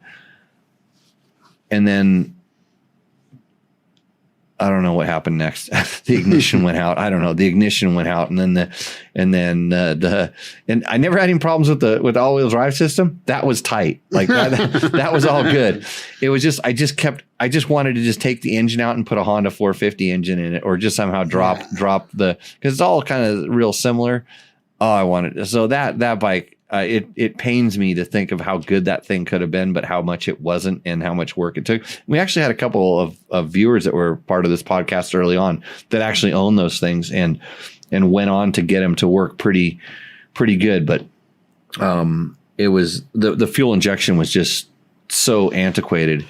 It was horrible. So maybe that's my least favorite bike, Christini 450. And they have the new fuel injection in it now, so it's much better. It's not like the old one. And Josh K says an ATK. The ATK crossed my mind. A couple different ones, like the old 2-strokes that had the Can-Am, the Rotax Can-Am motors in them. But yeah, I didn't want to go back so old and so weird, or what. Even though Christini's is kind of a weird one, but it's not really a weird one. Pretty good. Yeah, they're still out there. Yeah. What do we close and turn the mics on or off, Logan? There, we're all good. It's all working. Yeah. And then I rode the ATK when they had the single-sided frame. ATK came out for the single-sided frame at one point. I actually raced at a National Hare and Hound up in Utah. I think I managed the top 10 of the thing. I wasn't even really racing that much at the time, but yeah. The ATK made some interesting bikes. I don't think they were like, I rode a lot of weird stuff, and they all have their niceties. I rode my old Husaberg this weekend. I see that thing. Went up riding up in the mountains, and I forgot how spoiled we have become with electric starts that always start. That work, that don't drain the battery. This thing, it takes an act of God to spin that 650 motor over. I mean, it takes a lot of power. And so you get probably 20 rotations on a brand new good battery before it sucks down. So the starter is sort of like a starter assist. You just pull the left side kickstarter out and just go ahead and give it a kick. At the same time, you just push the button, you're going to save yourself. And the charging system on that thing it's just not charging the battery. It just can't. Does it charge a watch battery? Yeah, barely. It shows it's putting out some voltage, but it's just not. It just doesn't charge it. And then so we're riding, and I've got that thing, or whoever owned it before me has that thing. It's a Del Orto, has it jetted so good. It's really nice, smooth, buttery. Thing makes just a ton of torque. Like there's that earthquake in California. Huh. It was as a result of the Husaberg. It was moving the mountains. It shifted the mountains I was riding on a little bit, and it just kind of jam packed it into Ojai, and that's what happened down there. But so it stalled a couple times. We were riding some really technical things. I thought we were going to go hill climbing out in the in the wet desert, but we didn't. We ended up in tight technical trails, and I stalled it a couple times in this rocky section. And guess what? There you sat. The battery was done. And before that, and the other thing is it needs a cooling fan, and it just runs hot. Something that makes that much power has to run hot. Even in the cool weather, it was running hot. And so it was putting so much pressure that it wasn't actually blowing it out the radiator. It was blowing it out the weep hole between the water pump, so through the seal. Yeah. And it also was putting some water into the engine cases. It was going past the seal because there's a lot of pressure in there. What this thing did was it put enough water so the oil went milky, right? Oh boy. And that happens. It's normal. And then it got hot, and this thing has, the breather tube out of the top of the engine, the crankcase breather essentially. Yep. And I think on the Husaberg, it has to come up, and the air to get out there has to go through the center of the cam and then out through the overflow, I believe. Oh, and then it goes into a giant funnel. Mm-hmm. Like it goes out instead of just a hose that goes out, it goes into a big funnel that goes up into the bottom of the airbox, which is in the frame. Everybody's confused about this now. Husaberg has. Let's see where the air filter is. The air filter is on the frame backbone. It's where it should be. Yeah, sure. Should be on the frame backbone. So this thing, and the idea is that it'll spray up there, but since it loses all of its velocity, the oil will kind of pool up trickle and down. drop back down. But now the oil's probably hot enough to boil water, and now there's a lot of water. There's enough water in there that it's not only shooting oil, but there's like a lot of water, and it gets out in that cool area and condenses, and then it drops in there, and it runs right down the frame, right into the carburetor. And so the bike was very reluctant to start because there was a lot of water that had puddled up on the back of the damn carburetor. And so we proceeded to kick and kick and kick. And then we ended up go ahead and pull out the tow rope, and we towed it up, and I tried to bump start it down the hill. But in bump started down the hill, I must have sucked most of the water out of there, because then I got it to start again. And then I'm like, okay, I got to go, because we're in a gnarly trail. And I just went, and I quit being like nice. I started like really abusing the clutch, doing a lot of work. And I know it's hot, but we had put water in it. I knew there was still a little bit of water in it. I'm like, I guess got it. So this like gnarly hill. It was a hill, all rocks, and I was working it. And I got 9/10 of the way up there, and it starts going, and it's just running like crap. And it was hot, and it was steaming down there and steaming out of the radiator. And then it's not running. And then when the clouds of your own exhaust smoke catch you, come by you, yeah, because it's burning oil that much. There's that much oil burning. I'm going, I just blew up my damn. I've said it on the show. I bought this bike because I wanted to ride it. I know it's going to blow up. I know that this thing is a short life. It's got a short fuse. I thought, well, I just did it. Okay, now I got to figure out. Maybe I'll just cement it into the ground here. And so I wasn't really that upset. I'm just like, okay, this is where and I started thinking, and I'm telling you that this is where all these years of experience and testing come in hand. I was thinking, I remember when we used to ride the KTM RFS motors down long downhills, all the oil pools up on the front part of the motor, drags it up the cam, and then it starts pumping out the overflow, which used to go into the airbox. And you'd be going down these downhills, and your bike would start smoking like crazy because it's pulling oil straight in the back of the carburetor, which is going into the motor. So all of a sudden you're mixing it 5 to 1. A lot. There's a lot of oil going in there. And I'm like, I thought about it. Thought about this. I'm like, so sure enough, popped the seat off, took the air filter off, 2 screws. I'm looking down the air filter, and there's a giant puddle of oil covering up the little weep holes for the air bleeds on the bottom. There was that much oil down in there, and then water. There was steam coming up out of the. And remember how I said it was milky? Yeah, it was no longer milky. Oh, the oil was black because it was so hot that it steamed off all of the water. The milky stuff will go high, and all the water is now pumped into the. So these Husaberg guys are geniuses. They know how to self clean the oil by getting the motor to run so damn hot. So anyways, dabbed it, cleaned it up, stuck a rag down there and cleaned all the oil out of there. Fired up like third kick. Now I'm kicking left side kick. Battery's not doing still good. Not doing its thing. And let her eat. Got me back. So no problems except. By no problems, you mean all those problems? All those problems. Yeah, it made for an interesting ride. Yeah. So I got. Hey everybody, if you've been watching the show for a long time, remember when Logan was co-hosting? Logan was famously, I wanted a co-host that didn't talk. Mm-hmm. And so we used to make him read the questions, which had its own challenges, mostly based on your spelling. And by your I mean your listeners' spelling, and as you write stuff in. So we would always, we'd sound out words and things like this. And Logan's almost ready to graduate high school now. Yep. You're reading at let's say 9th grade level or something like that. Is that pretty close? Which is better than most. So I have this thing, and it's going to give me a chance to pour a little tequila, but it says, Logan, say this, and I want you to just read it. Just read it. I've got it right here. Oh, you got it right there? Yeah. Were you practicing over there? No. Oh, why would you do that, right? No. Okay, go ahead. Read it. Dirt bike test, DBT, dirt bike review, motocross, supercross, off-road, desert racing, GNCC, enduro, sport, ADV riding, ADV bikes, dual sport riding, motorcycle review, KTM, Yamaha, Kawasaki, Husqvarna, Gas, Honda, Suzuki, Beta, Moto, MX, SX, Tech Tips, Dirt Bike Tech Tips, Dirt Bike Maintenance Tips. You sound like a robot, Logan.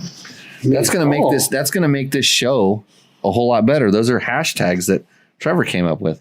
That's what we need to put on all of our Instagram posts and things. We used to put these in the. Yeah. Well, now you said it. Yeah. And the robots, the robots that are out there will pick that up. That almost sounded like you practiced. That's pretty good. Yeah, he's come a long way, huh? You said motorcycle things. You pronounced them correctly. Because I'm homeschooling him now. Oh, with the whip? Nah, he's homeschooled now. Yeah, homeschool. Well, I did make half of the list. Yeah. And then the other half is. Oh, you made half that list. Well. Back in the day. Yeah, there was an old thing where all the brands, the tech tips, the dirt bike test, all those were in it. Right on. Okay, so it seems like we have some. Bill O'Neill says, "Listen to this, Logan. You've been a good mentor for Logan. Logan's the man." Ooh-ah. Yeah. Yep. Josh K. And you see that? You can't see it. Actually, since your name's Jimmy, I'll ask you this question. Hey, Jimmy, because I'm sure he wants to talk to Jimmy. Sure. Any down and dirty solutions to seal a small oil leak on the bottom of a case? Honda Bond, silicone, etc. I'd rather not split the cases, as there has been very limited miles on it, along with the parts availability due to age. Well, first off, anytime it comes to glue, I'm a 2-part guy, so epoxy of some sort. But yep. Which one? Man, I bet you they get pretty specific epoxies, aluminums and wets and dries, and so search that out. But if it would say have to be 2-part. And then something very specific for aluminum cases. Yeah, I mean, something that bonds to aluminum well. I mean, in all honesty, I would clean it really good and just use like an oil, a oil resistant silicone. And like like an RTV or something like that. There's ones that are better with heat. Since it's an engine, I would get like a heat/oil, like a valve cover, a valve cover type stuff. And just if it, like I said, if it's on the center cases and it's not, doesn't matter what it looks like, just kind of put a nice big. He said it's just seeping, right? Yeah, it's just seeping. As long as if it's pressure, if it's a lot of pressure behind it, that might not be his best thing. Then I would go with like what Jimmy's talking about, some sort of stuff. But if you ever do have to split the cases, sometimes you can chip that stuff off. Yeah, my stuff's going to be hard to get off of there. That's a good point. Yeah. I mean, if you do it right, it should be nearly impossible to get off. But I've been able to chisel stuff off. Like I've smashed cases before, and then I've chiseled the JB weld, which is what we would always use, or that quick steel. I'd chisel that off and then be able to have it welded or whatever. Been fixing holes in Bosma jet ski all summer, so that's all I've been doing. So I'm an epoxy kind of guy. Epoxies. No. Okay. The Steven, the Stanton, the tequila of choice night is Inquieto. I haven't had mine yet. This is Bueno. It's Bueno. Yeah, this I Really picked this up last time I was down in Mexico because you can't get this here. Oh, really? But yeah, it's not a bad little hole there. She's a good one. I'm enjoying it. Yeah. Thanks, Josh. We aim to please around here. Okay. We have other questions on that form. On this form? Mm-hmm. Hey, we value your work and time. We are looking for a good partner who can work with us a long time. I have 800 plus clients, and maybe I have a lot of orders for you. But this time, I can give you an order. Please give the price of the general article with the do follow link. I look forward to hearing from you. How much? Think 10,000? Sound like a good number? It's got 800 clients. 800 clients? Yeah. See, I don't just do it to you, Logan. Logan actually. That computer didn't even put a signature on it. I know. Weird. Logan was warning us in the break. He goes, "Hey, I think that next question is spam." Yeah. Yeah. Okay. Jimmy, I just wanted you to know how much I value your podcast and wisdom. My buddies all hate me now when they start their shit about needing more power. Good. I ask, how far are you turning it? I give you all the credit, though. Hope this guy took a class and learns a lot about that. Yeah, thank you. Wait, I'm not quite done. Oh. When you get new merch, I will support you, man. Not looking for anything for free. Where and how can I buy those HRC-looking DBT stickers? They really pop out well. They are kind of cool. So, yeah, that's Sid, right? That's Sid. Sid, yeah. Thanks, Sid. I really appreciate that.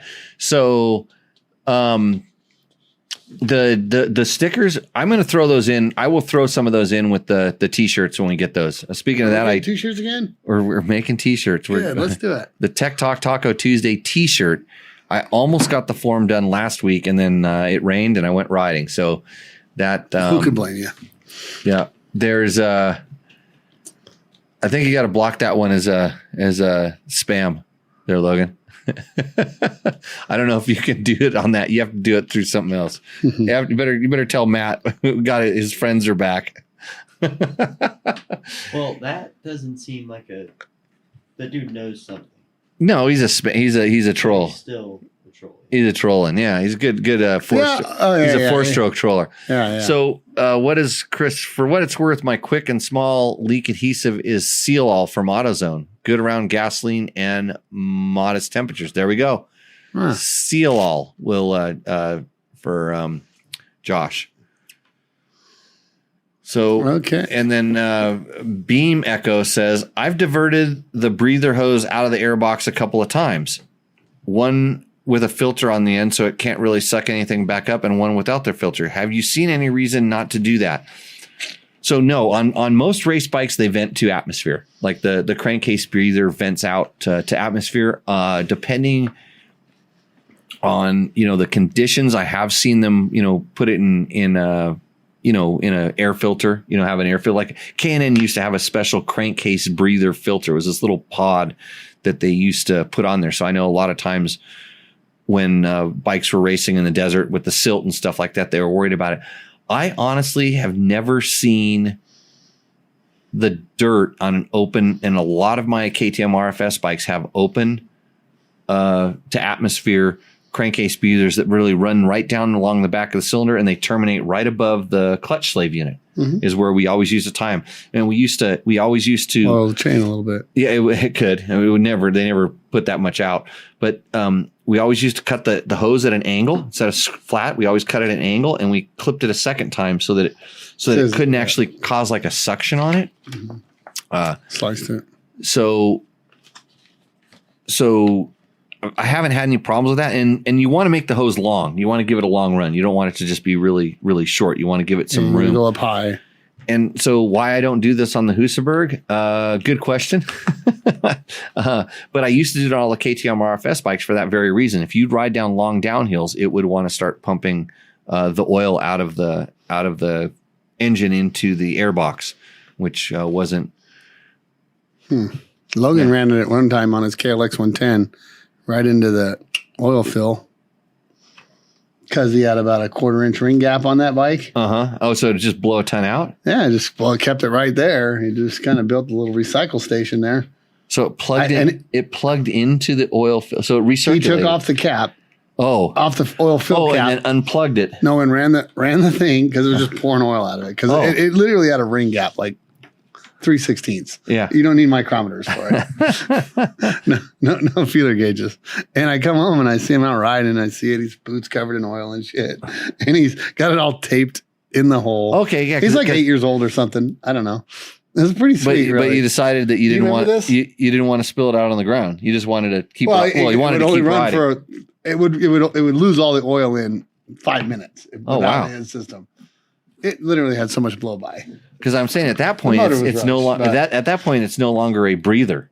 No. It was a catch can. It was a catch can. Yeah. You don't remember doing that? Because that was pretty cool. Okay, so the when we used to run the XR600s, the breather on those ones was above the transmission. There was a breather, and they used to have a little catch can in there. So it was a hose into a chamber, so the oil could catch and drip back down into the motor. And I think even the one out of the valve cover went into that also. So it would all it would suck the oil back in essentially. I don't know if it would actually suck it in. I think it would drain back in before it could blow it all out. So suck the oil back. Who said that? Yeah. What's that noise coming from? I'm trying to get rid of that dude. Oh, you're trying to get rid of that dude? Yeah. He likes suction. I get him. Yeah. All right. Next question. Yeah, here's a cool one, I think. I'm coming off an 08 990 Adventure S, agonizing over whether to get an Africa Twin or a Tenere. Help. This is from Tim Paul. BDR type riding, very aggressive off-road, often super slab it to the BDR route. What's the word, Tenere or Twin? I'm on my second 990, so it's time to move on to the future.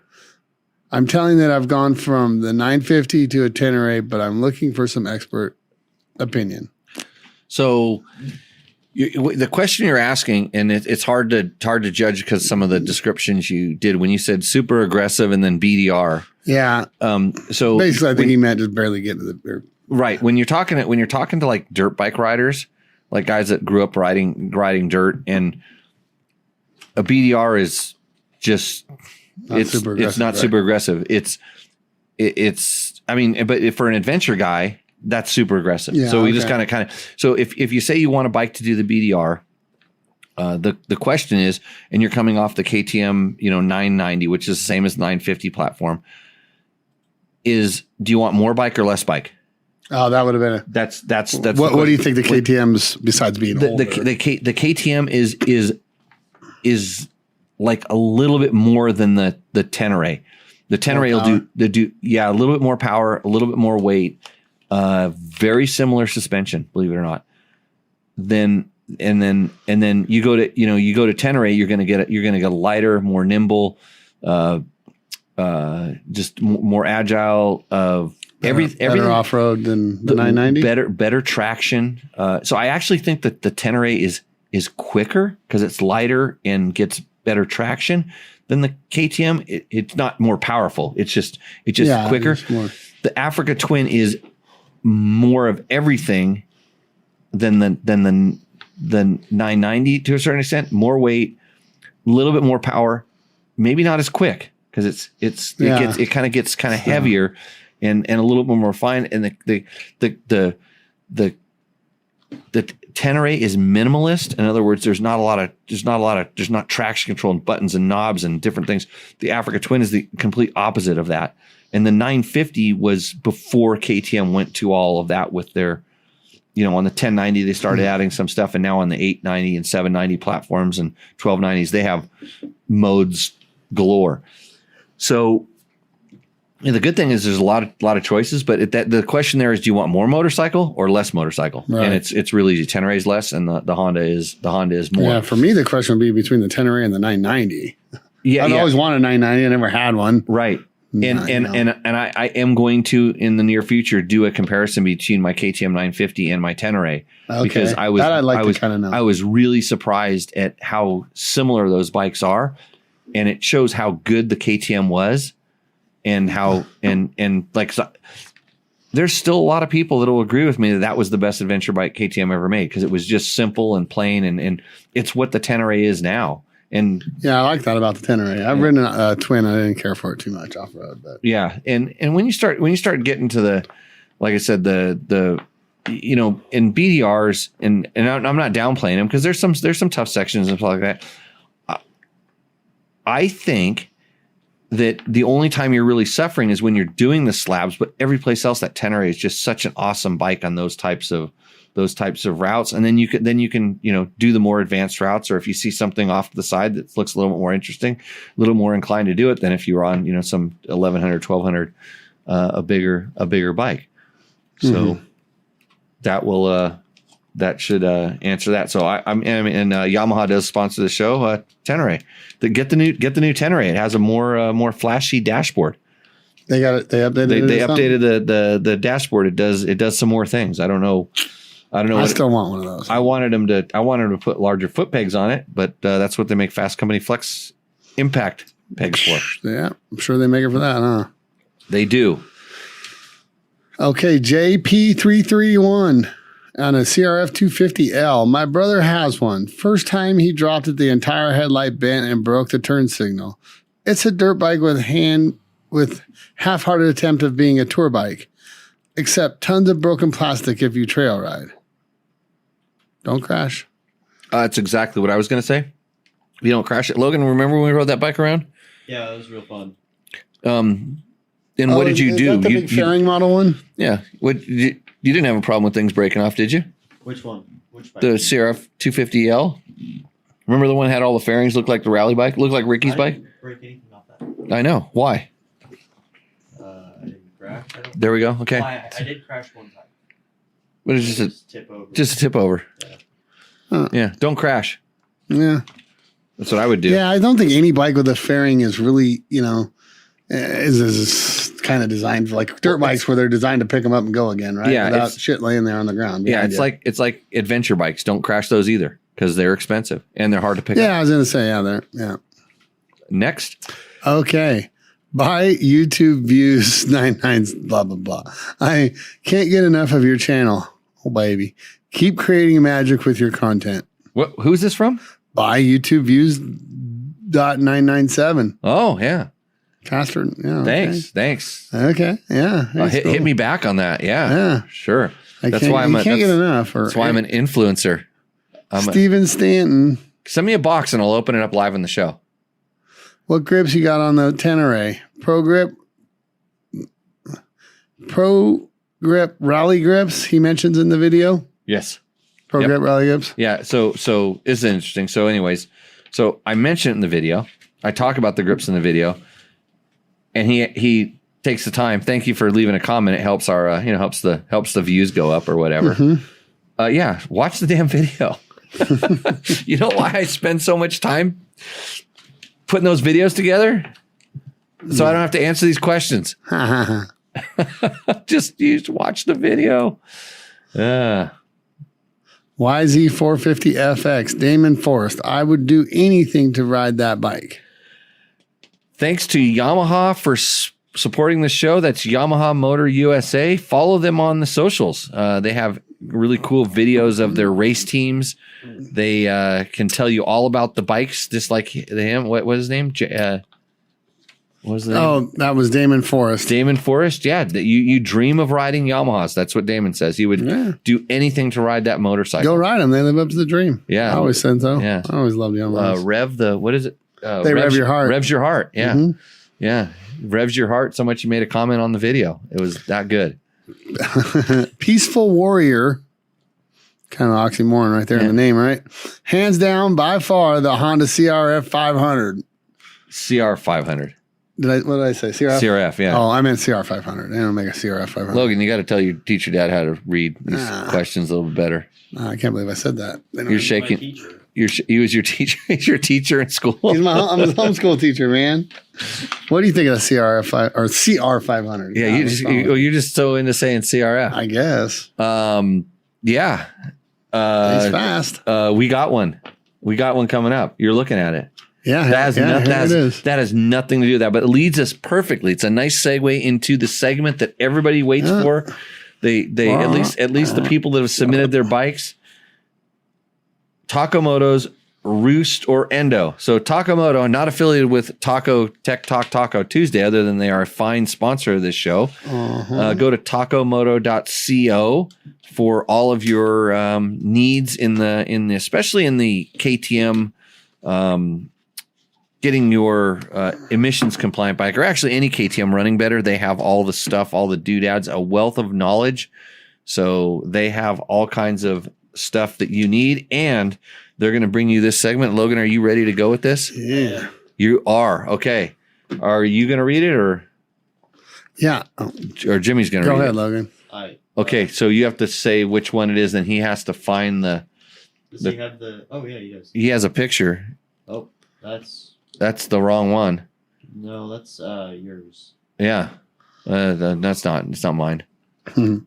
Not mine. We can do that one. Go ahead and read. Who's that one from? This one here, I'll go. No, it's start down there. Oh, 2000. Oh. Yep, that one. Oh. Yeah, start there. It went on the wrong page. 2005 XR 650R. Rock hardwood. Set for adventure. Every great mod except for anything done to motor stock.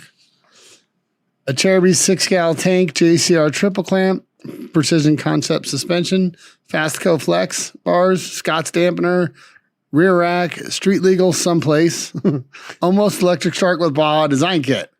Almost. Oh yeah. Okay, I know this bike. No, you don't. Yeah, never.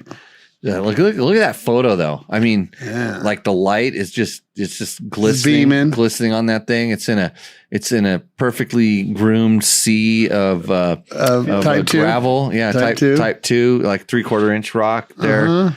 Yeah, it looks, it's green, the greenery, amazing greenery around that. The backdrop just makes you want to go out and ride that bike. I've never ridden one. You have not? I have not. It's for sale.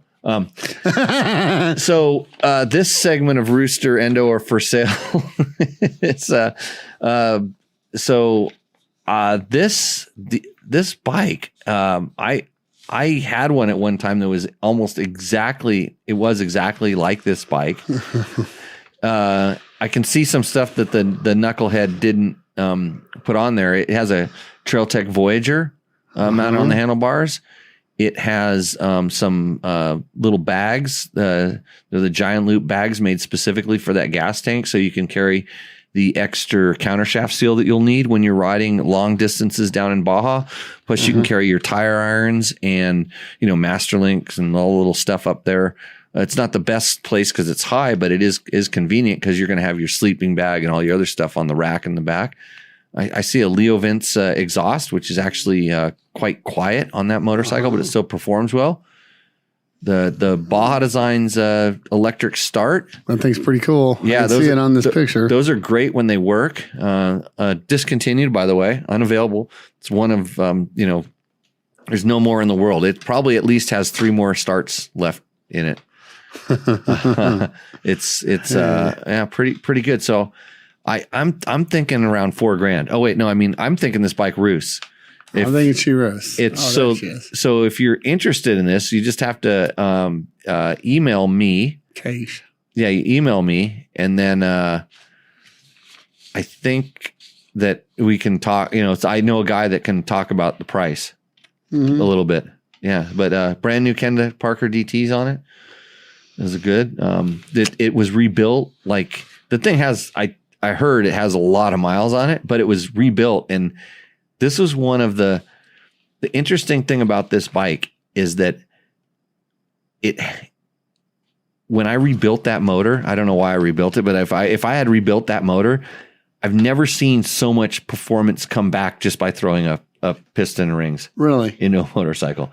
but I had never seen a motorcycle eat so much sand and keep running and just keep on keeping on. Just keep it on, as it was like we rode that thing across the Altar Desert like 7 or 8 times down to Puerto Penasco. I mean, the guy that owned it, Rock.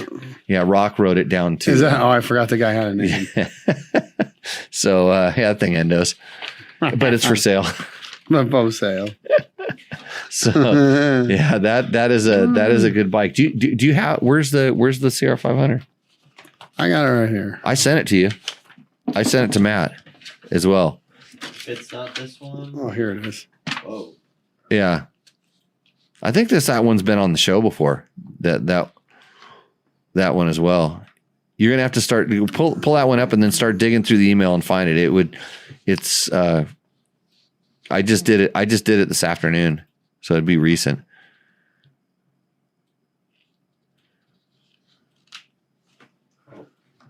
Come on, Logan, get it together. Oh wow, another Honda. We can go do that one now. I think we've done this one before, but it's okay. It's all Hondas tonight, isn't it? Yeah. No. Okay, this is Chris Dabney. Right? Yeah. 1998 XR250 IMS pegs tank WBE series progressive fork springs. Cannot remember the spring rakes. Maxxis IT rear, Dunlock 756 front, Pro Taper CR high bend.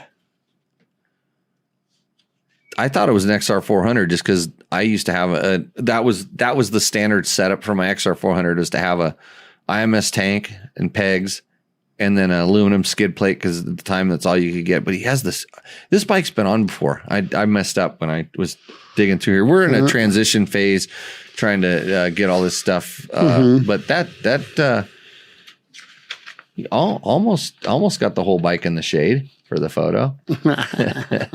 So another bike that'll last forever. This one's probably sucked a lot of water when it falls over in the creek. Did you find that Honda photo yet? Yeah, I did. Okay, you got it. Okay, good. So let's save that one for last. Okay. Put the other one up. That bike, ridden hard, put away wet. It roosts. It's an XR250, man. Yeah, it's an XR250. That's what they're supposed to be done to, right? If you want a bike that just lasts forever, that would be it. Like an XR2, like an XR400 is hard to kill. XR250 is impossible. Is impossible. Impossible to kill. Huh. Okay, our next one, Logan. By Leon M. Does he doesn't have it? No. Do you have it? It's emailed, yeah. Oh, it's emailed. So you're gonna read it off? Yeah. It's a 2021 Beta 125 RR. AXP skid plate, ARC Memlon levers, removed headlight and tail light, all else is stock. Super fun bike shared by me and my 16-year-old son. Gotta get rid of that rear tire. Oh, the stock one? That's 6 days thing. I don't know. I don't like those tires, but yeah, they work good when they're new. Yeah, they work not very long though. Yeah, they work okay. Once they lose they got the 6 days back on them or whatever they are. Man, that all that thing makes me. But I love that bike. All that thing makes me want to do is ride the 125, the E3 class in GNCCs. I want to go do that. It's been a long time since I've ridden a Beta 125, but I tell you what, the 200 is so good. Yeah, and yeah, that thing looks good. I wonder why it doesn't. I guess they don't come with the headlight on that one, or that's the cross. He took it off. Cross country. Oh, he took it off. Oh, yeah. Yeah, cross country setup. Yeah, I like that bike. I think they're great. It's pretty stock. Yeah, it's pretty stock. Yeah, it's a good thing. Yeah, gotta say it's good. What does Jeff Sweeney want to know? Jimmy, you got any tricks for removing a swing arm bolt on an XR250 400? Yeah. Loctite. Loctite? Yeah. For removing it? Yeah, just remove the swing arm and the bolt doesn't have to come out. How do you get any tricks for removing the swing arm bolt? You mean the bolt or the whole bolt? It's yet the swing arm can't come off with the bolt. I don't know. I have no clue how to take it off. So I'm assuming it's bad, so add more. Well, that's why you're not the host of this show. I was going to just say get a punch and a drift and go. I mean, I've had some bikes that have locked the swing arm has become welded into the I got one. the pivots in there, and it's just it. So I think there was one that we actually put up on a hydraulic press. I've done that. And pressed. Got scared. Yeah. Oh, it was like stretching the whole frame? Yeah. I'm on a 77 YZ250. Oh, wow. My vintage bike. I don't know. It's glued, welded, whatever. Oh, it's not coming off anymore. No, let's just hope it never needs to. But it still goes up and down, right? Yep. Yeah. So I've like I said, I've put a it may have been an XR400 up onto a hydraulic press and then just got another axle or something was the same size and just started punching it down through, and I was afraid it was going to break the case. Because it started when it started pushing on it. It was obviously the lower. It was the lower, the one that was underneath. And it needed to go down, it couldn't come the other direction. Although we did think about when it started pushing and you saw the gap start forming between the swing arm and the case. So it's actually flexing where the friction was. Yeah. It was like we thought about actually going to the other side and kind of grinding the other one off and trying to push it the other direction. So it would, but it was in there. But we because it's really hard to heat up because it's so insulated by, it's stuck on that bearing and that bearing is encapsulated there. But it finally just went pop. And then it moved, it takes that pop. So, sometimes just a nice drift and a punch and but it's the shock that's going to get it, not necessarily the force at that point. You can squirt some of those bolt loosening things, some of the, liquid wrench kind of stuff. If you can saturate, squirt it in there, but it's tough. Yeah. I never get anywhere with that. I would suspect if it was really screwed up, and this is just kind of me thinking about it now, I would actually try to drill a hole like a Zerk fitting sized hole, like in the old days you put a Zerk fitting in your swing arm. Maybe figure out where you're going to put a Zerk fitting later and drill a hole and drill down in there and try to drill in the case itself. Drill down through the swing arm. Oh, gotcha. Well, if it seizes up in the case, you can do the same thing in the case. Whatever you do, drill down and then halfway into the bolt, and then fill that up with the penetrant oil stuff, so that it can sit in there and start maybe weeping out into an area that it's a mystery. But there's lots of things like that you can do. So this bike roos. It does. I like the betas. Betas look so good. They do look. Plastic designs are Italian stuff. Okay. Sorry, guys. What's our we got the beast here. Okay, here we go. 500. This is just titled The 500. And Jimmy, you read this? Let's see. We go. Rooster Endo. Okay. Gene Woods. Okay, so Gene Woods bike. So this is if you're watching, if you've hung around this long, this bike is for sale.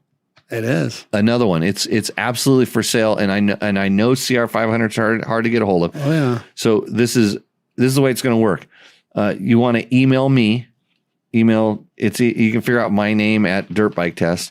If you really want this thing, email me, and I'm gonna forward them over to Gene in the order I get them. So, as I don't think it's going to last very long. Would you say this is one of the few bikes out there that has hit the point where it's appreciating from now till forever? Yes. There's a handful of bikes, dirt bikes, right, that I say that, and the CR500 is one of them for sure. That will just appreciate if you just throw it into whatever. It's not like my Husaberg. No, probably not. They don't have the. I know, and they're not a CR500. No. Okay, so here we go. What do we got on it? Completely fresh, 100 miles ago. Powder coated rims and frame. Dunlop DOT tires, FMF pipe and spark arresters, IMS large capacity fuel tank, headlight, turn signal, brake lights, and horn. Paperwork to register for street. Fuck you racing at Las Vegas stickers. 7,500.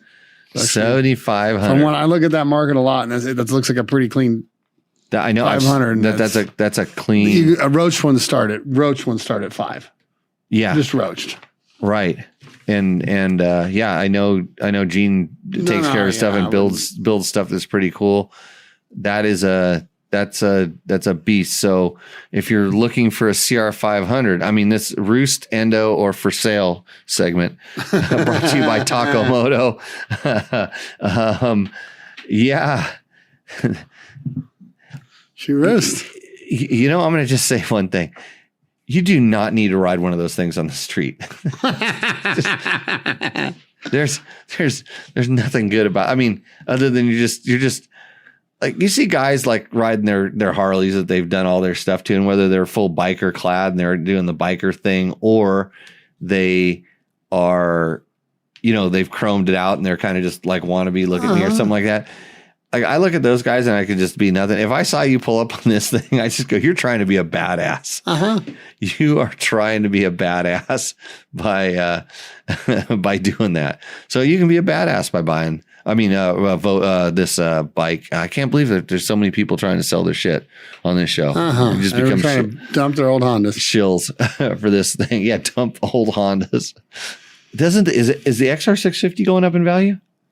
I don't know, man. I don't. It's probably it has all the right ingredients to do it. Yeah, it has a cult following. There's a long list of people that swear they'll never make another bike as good as that. Yeah, and I know to them, hey, why not? Whatever. They're not making 500 2-strokes either. They're not making those anymore. So yeah. Let's see. This bike has roosted King Kenny. That's and never bet against black. How much one of those goes for? Oh, Victor. I think Victor has one too, maybe. He's got a CR500? Yeah, I believe he has a CR500. And Josh K says it needs a road book on it. Is this the CR500 that is doing the Transamerica Trail, Asherlito? I'm not really, I'm not sure. And then Josh wants that thing. Attention. So, let's see. Jeff Sweeney says swing arm bolt, soak it, and what did he say? I just lost it. Went off my screen. JB Blaster. Yeah, JB Blaster is PB Blaster also. Yeah. In where it can go, good idea, and drilling the hole and soaking. Oh yeah, thanks. Okay, so throw that CR500 back up there quickly. One more look at that beauty. That thing's pretty cherry, especially if like I said, Roach 500 start at $5,000. Right. So you're not going to get one to looking like that. Roost or Endo? $2,500 more bucks, that's for sure. That thing has to roost. Yeah, it roosts. It roosts. Got a kickstand on it too. Oh yeah. It's a full legit dual sport bike. Yeah. All the paperwork needed to make it street legal. Oh, pretty good. Okay, so like I said, if you reach out to me, I can put you in touch with someone that might know something about that. It'll be gone tomorrow. Next, so if you're listening to this, you can still reach out. You know, if you're listening to this on the podcast platforms. Mm-hmm. So, and B Echo says, Roost, what stator is in that bike? On Gene's bike, I don't know. Is he thinking it's got I don't know if it has. It might have one of those E-line stators. No, a bigger one. I mean, I've seen the bike before. On it? Yeah, I'm not sure, and I think they were able to rewind CR500s a little bit. You're able to get a little bit more out of it. So yeah. Well, now comes the time when we pick the winner of the Taco Moto Roost or Endo thing. I'm just going to say I don't like Hondas. Too bad. Well, there was only one bike that wasn't for sale or a rerun. Uh-huh. I forgot about the Beta. It was because the former producer isn't doing his job and didn't solicit things for this. Although we probably got some, I just didn't. We didn't do it. So if you have a Rooster Endo submission, actually, that's if we continue the segment and then going on to the next thing. I want to do a best. I want a picture of you and your gear. Yeah, I like that. And we can Rooster Endo that.